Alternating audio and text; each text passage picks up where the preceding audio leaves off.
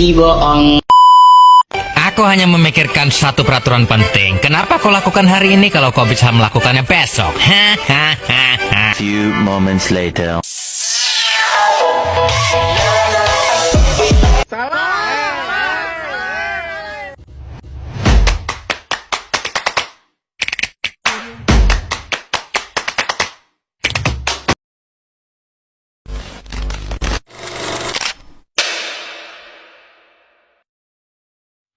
Assalamualaikum warahmatullahi wabarakatuh. Perkenalkan, nama saya Tri Utami Balahanti, NPM 25081075, kelas APJKR semester 1.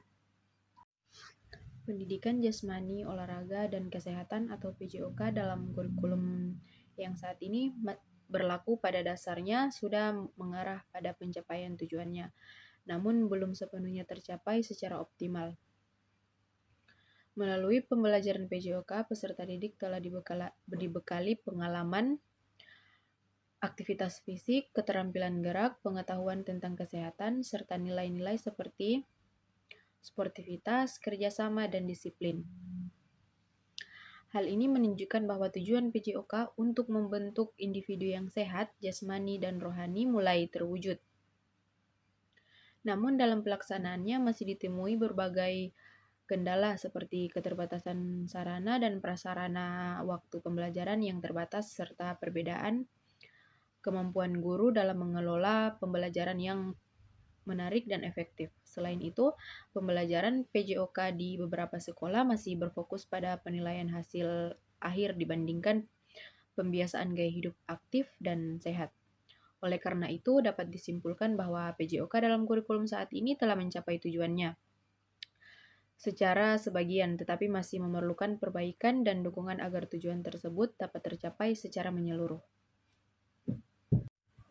Mata pelajaran pendidikan jasmani, olahraga, dan kesehatan atau PJOK masih sangat relevan di sekolah pada era milenial saat ini. Di tengah perkembangan teknologi dan gaya hidup yang semakin sedentari, PJOK berperan penting dalam menjaga kebugaran fisik dan kesehatan peserta didik.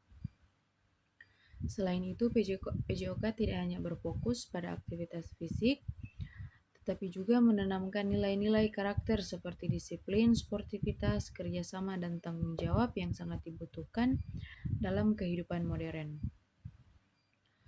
Pembelajaran PJOK juga membantu peserta didik memahami pentingnya pola hidup sehat, pengelolaan stres, serta keseimbangan antara aktivitas fisik dan penggunaan teknologi. Dengan pendekatan pembelajaran yang inovatif dan kontekstual, PJOK tetap mampu menyesuaikan diri dengan kebutuhan generasi milenial sehingga keberadaannya di sekolah masih relevan bahkan semakin penting. Saran saya terhadap pelaksanaan pendidikan jasmani, olahraga, dan kesehatan di sekolah sebaiknya dirancang sebagai kegiatan yang menyenangkan sekaligus bermakna bagi peserta didik.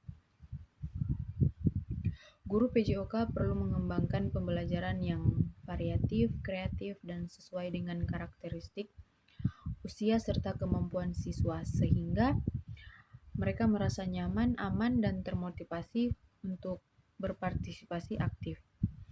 Pendekatan pembelajaran hendaknya tidak hanya orientasi pada penguasaan teknik, tetapi juga menekankan proses kerjasama, sportivitas, dan pengalaman belajar yang positif.